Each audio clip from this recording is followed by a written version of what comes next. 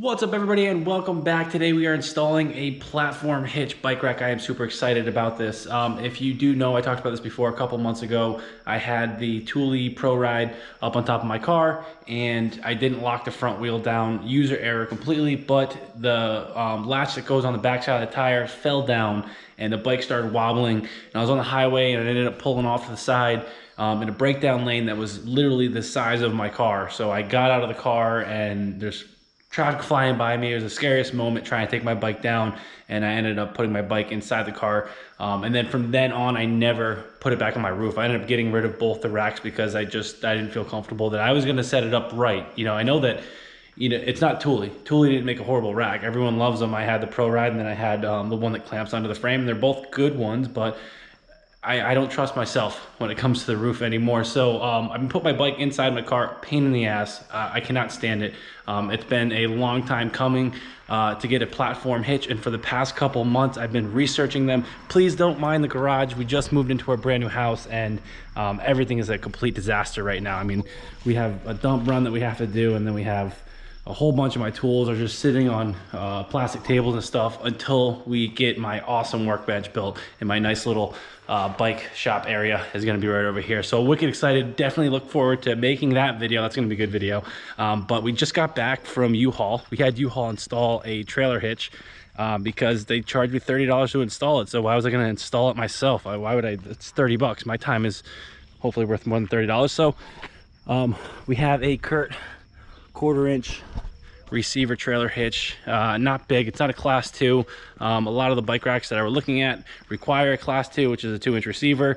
I went with the 1.25 inch because it seemed to be one of the only ones available for my car. I mean, we are talking about a Subaru. It doesn't have the towing capacity of like a lawnmower or anything. It's got nothing in it. So the 1.25 inch is pretty much the average that you're going to get, and you can get an adapter to use a 2-inch, but I just went with a 1.25 inch rack. Yeah, right? Yeah, yeah. I hope it's, we're gonna find out if it's 1.25 inch. So I went with the Monorail, which is made by Rockymounts, and I've heard some really good things about Rockymounts. Price-wise, I think I ended up spending $430 on Amazon. I didn't know which brand to go with, and One Up Rack USA, One Up Bike Racks, whatever that's called, was outdated for weeks. So if I ordered my rack today and spent double, then I would get it in, they said 4 to 5 weeks. And I was like, what? I mean, I'm not gonna wait that long. I've been putting my bike inside my car for like, I don't know, 3 months. I'm over it. So I did a whole bunch of research, and Rockymounts has really good reviews. They're coming up as a newer company, but they don't really have too many negative comments. Well, a lot of people said that it was just user error on their part, but nothing really happened. So this is one of the racks where you can actually add on a third one. So with an 1.25 inch receiver, I can have up to 3 bikes, which is gonna be pretty dope. So we're gonna do this whole entire unboxing in a POV. I think that that's gonna be the sickest thing ever. I saw somebody do a POV of an unboxing of like shoes or something on YouTube or Facebook the other day, and I was like, dude, that's dope. I should have done that when I did my bike tire installation, but we're gonna do it with our Rockymounts. So let's get the camera on the chest. All right, so let's get right into this. Unfortunately, like I said, my workshop is not made yet, so we have tools everywhere for the garden and stuff that we've been building in our backyard, and now we are left to our own mess of a tool area. This box looks like hell. Looks like it went through hell to get here. I'm assuming that this is the bottom, right? Wow.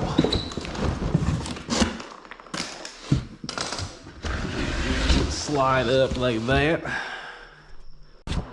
All right, so nice. All right, how do we? Oh, we're gonna pull that yet. Probably, all right, we'll pull this out first. All right, so this, from my understanding, oh, okay, yes. So this lever right here lifts the bike rack up or down so that we can open up the tailgate, or we can fold this up when we are out on the trail. So we'll leave you right there. We're gonna kind of get rid of that. there's gonna be some instructions. There we go, there we go. Now we need a knife. Let's go into this wonderful setup of tools. I know that there's a knife somewhere here, right? So I can't wait to have this thing built. This is crazy.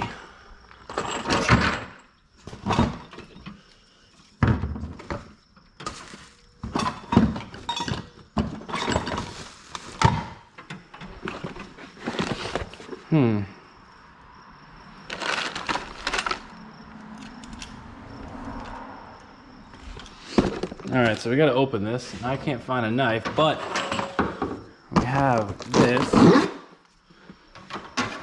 That'll get us going, right?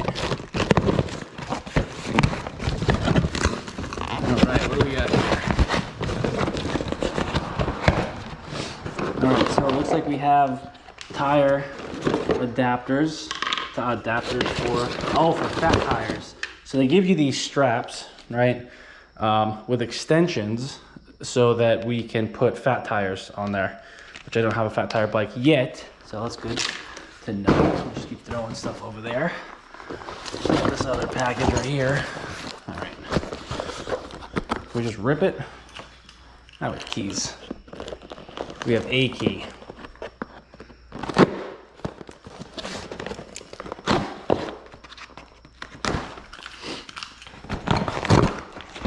All right, so this bike also, one of the features is it has this lock, which this lock attaches right down here.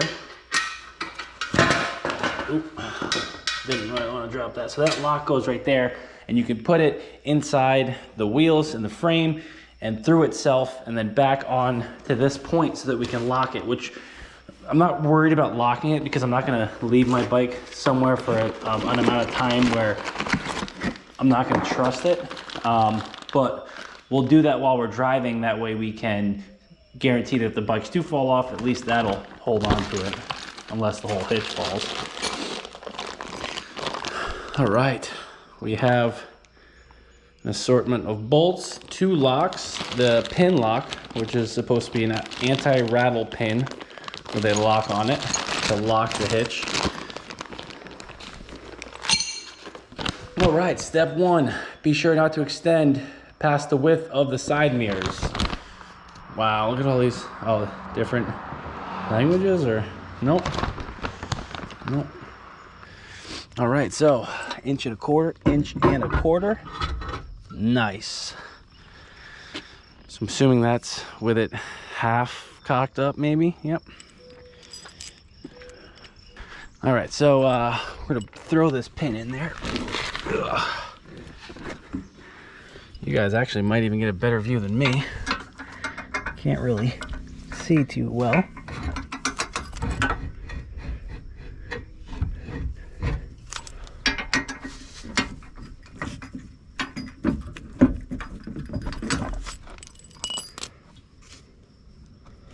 All right, so we wanna, there we go. We find the hole, we put it in. So this gets threaded.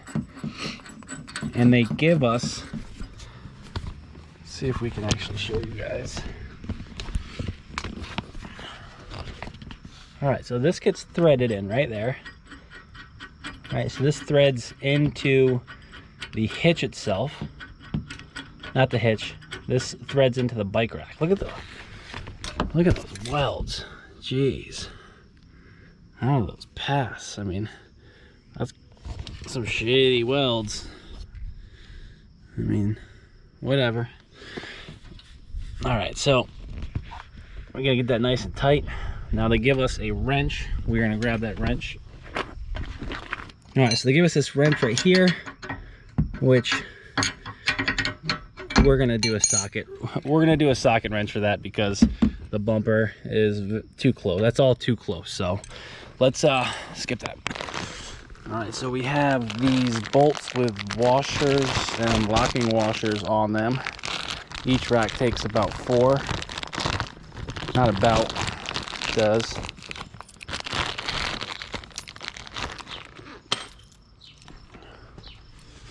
So you'll see right here that they have these sliding pieces, right? So we're gonna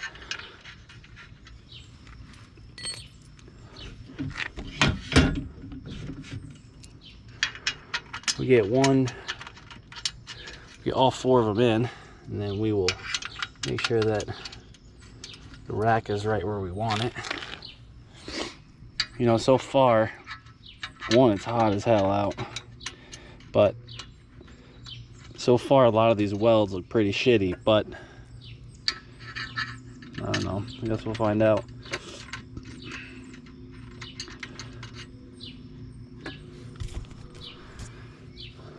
All right, so we I guess we want to make that as even as possible, right? Might as well. So one of the best parts about this rack is that it's got this little lever right down here, right? You pull that lever, you can lift the whole bike rack up, right? So you can leave it kind of up when you're on the trail. It looks a little wobbly. It's not, the pin's not tightened down yet, because I'm getting ready to leave after this, and we're not doing the first mating voyage with it right now, but we'll be doing it later. And then another feature about this lever is that you can push down with it, and it'll tilt your bike out, right, so that you can open up your hatch. So the hatch will open up, I can gain access to the back and stuff. And they have some other companies that make the swing out and stuff. One Up makes a swing out, but I mean the swing out's like $300. It's like, why would you spend $300 just to swing it out to the side? This one has this feature where it bends down forward, and some of them do have the feature where it bends down forward. So honestly, I think that's pretty much it, right? I guess we're gonna have to tighten it down. So this opens up, right? Your front tire cradle's in there. This is supposed to be all the way forward. All right, let's tighten everything down and we'll put a bike on it and see. Oh, we gotta install the rear cradle for the tire.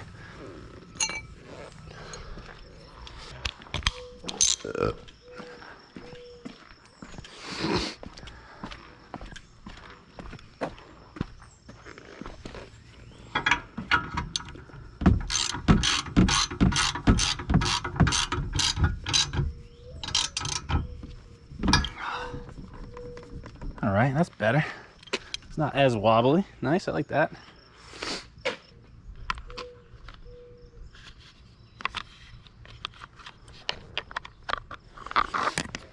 All right, so you're gonna want to put this buckle on there too. This buckle will get bolted down with this cradle. Let's see if we can get it. There it is. No? Yes? No? There it is. All right. So this is obviously going to sit up like that. So one of the cool things about this bike rack is that if you have like a 29er mid-fat, you know, or like something that's got a longer geometry, you can tilt that back, tighten that up, and it'll give you more room. And then you can unloosen these 4 bolts right there in the center. We can move the rack forward or to the left or to the right so that your bike is even on the rack. So my bike has the average length of I think it's 85 mil, I don't know, whatever. I looked it up online, and this bike rack said that it could hold, you know, a difference of X and Y, and mine was right in the middle. So we're gonna crank this thing down. You know, I'm beginning to think that maybe that's just supposed to move. All right, so I think, yes, we are ready to test it out with a bike on it. So let's go grab the bike. Like I said, my garage is going to be my bike. This is going to be a bike shop, woodworking shop, everything. So, oop, my camera system going off. So this is going to be a whole shop in here where the bikes are going to be stored and they're going to be worked on in here. Everything is going to get redone. I've actually been cleaning this place out, and the video for my sweet workbench, it's going to go right over there. It's coming soon. Let's go in and see my bike. Oh, it's beautiful inside. It's hot out there today.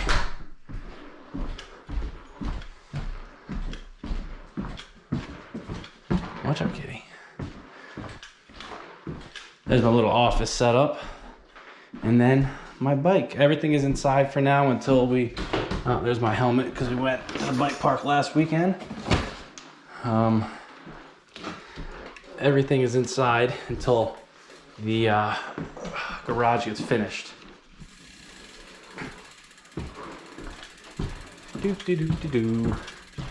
All right, so like I did before, this right here, which swings up and down, it's got a nice little locking mechanism. It slides in there and then you can feel it lock in. So that slides up. This arm is usually going to be laying over here, but for the time being, while you load your bike up, it comes right over here.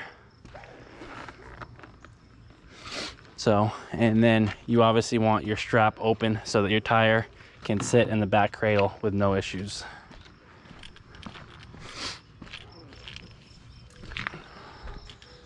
All right, let's see how this thing fits.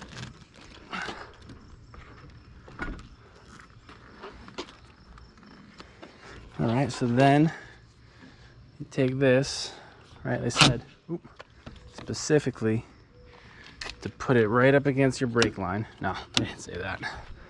But I mean, that's as far down as that's gonna go. And then we take this, fish it through.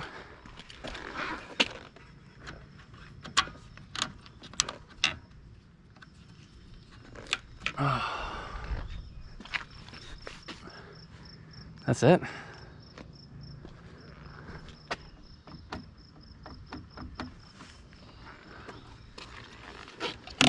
Oh, boy.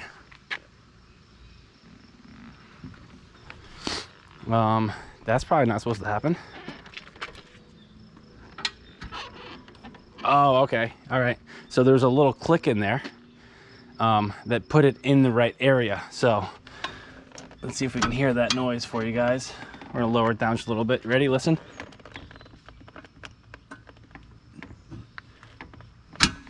Right there. Oh my God, that's gonna be so awesome. Right, that's so sick. So then the best part about this is, not the best part, there's a lot of best parts. One of the good things about this bike rack, like I explained in the initial unboxing, is this right here. We got some zippies, got to break those bad boys out.